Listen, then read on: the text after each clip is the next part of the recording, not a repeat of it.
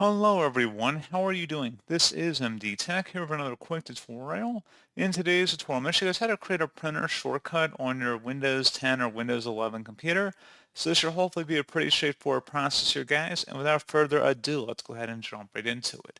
So the easiest way used to be through devices and printers. However, Microsoft has started redirecting people away from that into their modern UI settings window, which as far as I can see does not have the same sort of easy functionality in order to do this task. I haven't been able to actually find it in there.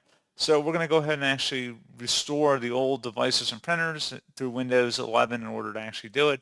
So it should hopefully be a pretty straightforward process, guys. And without further ado, let's go ahead and jump right into it.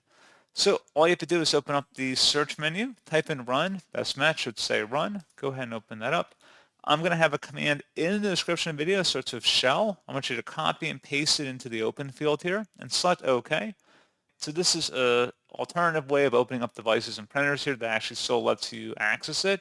It's just hidden now in Windows 11 for some reason. So anyway, you want to go ahead and right click on the printer you want to create a shortcut for.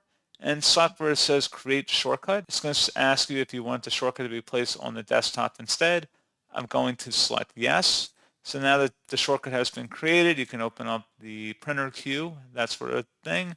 You can do other details here as well up here at the top. So pretty straightforward process, guys. Do hope I was able to help you out, and I do look forward to catching you all in the next tutorial. Goodbye.